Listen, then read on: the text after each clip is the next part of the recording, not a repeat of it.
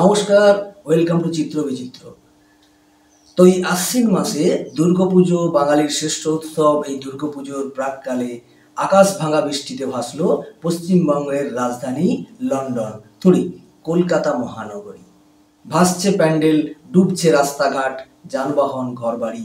বিগত কয়েক দশকে হয়তো এই দৃশ্যের সাক্ষী হয়নি শহরবাসী। তো কেন এই বিপর্যয়, কিসের জন্য, এর পেছনে কি কারণ থাকতে পারে, আজকে ওই প্রসঙ্গে একটু আলোচনা করব। তো প্রথমে জলমগ্ন কলকাতাকে একটু দেখে নেওয়া যাক। জানি আপনারা অনেকেই দেখেছেন, তাও আর একটু ভালো করে দেখে নিই। চলো।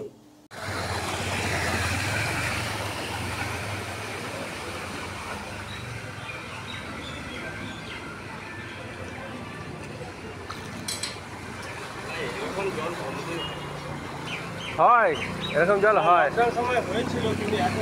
এদিকে জল জমেনি তো সেই সময়। এখন এবার যা এইখানে জল জমেছে, এর আগের বার এত জল জমেও নি। এই জায়গায় জল জমেনি, এই জায়গায় জল ছিল তাও চলে গেছে।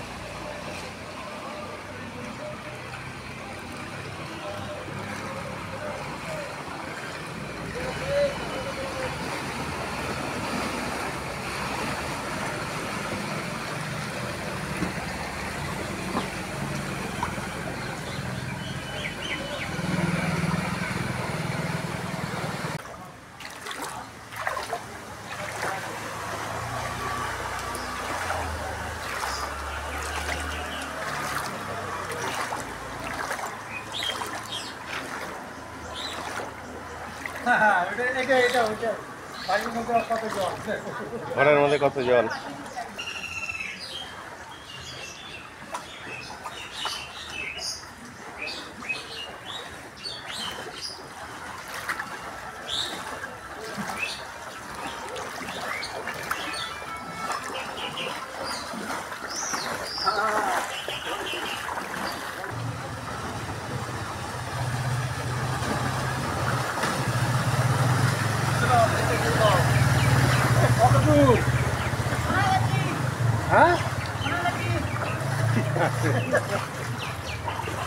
হ্যাঁ, দিদিকে বল শালা ঘমটা আবার মাথা হিজাব পরে শালা ঠাকুরের রেখেছে। দুর্গা রেগে গেছে। তো দেখলেন কিভাবে জলে ভাসছে কলকাতা। তো কেন এই বিপর্যয়?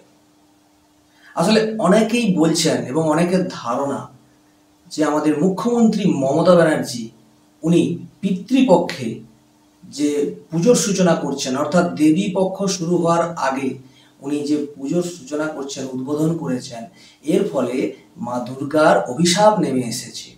এছাড়াও উনি হিজাব পরে এই পুজোর উদ্বোধন করেছেন, যার ফলে হিন্দু সংস্কৃতিতে, হিন্দু ধর্মীয় যে আস্থা, সেই আস্থার উপরে একটা বাজে ইম্প্যাক্ট পড়েছে, একটা বাজে প্রভাব পড়েছে, যার ফলে এই ধরনের বিপর্যয় হয়েছে। দেখুন, আমি কুসংস্কার মানি না। ব্যক্তিগতভাবে বিভিন্ন কুসংস্কার মানুষের মনের মধ্যে থাকে, এগুলোকে আমি ঠিক মানি না। তবে কিছুটা হলেও তো মানতে হয়। আমরা সংস্কার, কু হোক আর সু হোক, সব কিছু নিয়েই চলতে অভ্যস্ত, তাই না? তো এবারে যে বিষয়টা বলছি, হিন্দুদের এটা, এই দুর্গাপুজো, এটা সব থেকে শ্রেষ্ঠ উৎসব। প্রত্যেক জাতির একটা শ্রেষ্ঠ উৎসব থাকে। সেভাবে আমাদের যারা হিন্দুদের এই দুর্গাপুজো শ্রেষ্ঠ উৎসব। তো এই শ্রেষ্ঠ উৎসবকে নিয়ে মানুষের অনেক আবেগ থাকে, অনেক ধরনের চিন্তা ভাবনা থাকে। তো এই মুখ্যমন্ত্রী হিজাব পরে যে বিধর্মী রূপ নিয়ে তিনি এই ধর্মের বা এই পুজোর উদ্বোধন করেছেন, এতে খারাপ কিছু প্রভাব হয়তো পড়তে পারে, এই ধারণা অনেকের মনের মধ্যে, মানে অনেকেই বলা বলি করছেন এবং অনেকের মনের মধ্যে রয়েছে। কিন্তু প্রকৃতি তো আমাদের কারোর কন্ট্রোলে নয়। প্রকৃতিতে যা কিছু ঘটছে সেটা প্রকৃতির নিয়মেই ঘটছে।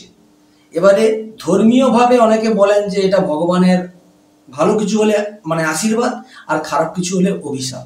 এটা ধর্মীয়ভাবে বলেন, যারা আস্তিক ধর্মবিশ্বাসী তারা এটা মনে করেন।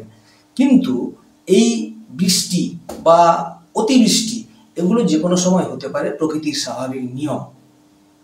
তো এই নিয়মে যখন বাড়তি জল, বেশি পরিমাণে বৃষ্টি হবে, সেই বাড়তি জল নিকাশির যে ব্যবস্থা, সেই ব্যবস্থা ঠিক থাকলে আজকে এই দৃশ্যের সামনাসামনি হতে হতো না কাউকে।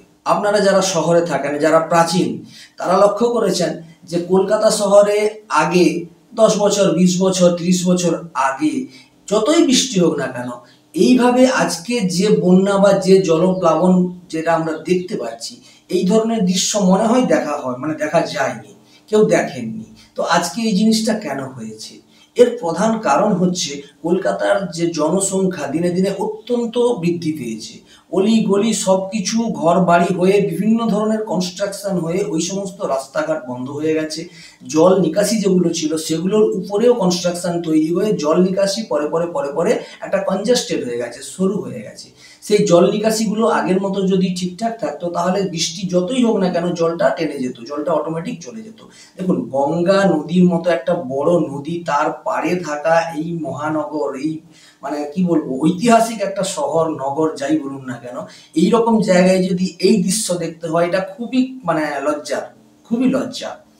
তো এই জল নিকাশির পেছনে, জল নিকাশি ব্যবস্থা আজকে ভেঙে পড়েছে। জল নিকাশির ব্যবস্থার মধ্যে যে যারা যুক্ত এই জল নিকাশিকে রক্ষা করার জন্য, সেই সরকারের অপদার্থতা, অযোগ্যতা, সরকারের কোনো লক্ষ্য নেই ওই বিষয়ে। সরকার শুধুমাত্র একধার থেকে বিভিন্ন ধরনের কনস্ট্রাকশন বাড়িয়ে গেছে, বিভিন্নভাবে সরকারের লোকজন তারা এদিক সেদিক থেকে ভালোই কামিয়েছে, কিন্তু লক্ষ্য করেনি যে এই জিনিসটা, এই ড্রেনটা যদি বন্ধ করে দেওয়া হয় বা ওই যে নিচু জায়গা দিয়ে যে জলটা নিকাশ বেরিয়ে যেত, সেটা যদি মাটি ফেলে ভরাট করে দেওয়া হয়, তার ফলে কত বড় বিপদ চলে আসবে, কোন এলাকায় কাদের কাদের ক্ষতি হতে পারে, এই দিকগুলো তারা একদম ভেবে দেখেনি।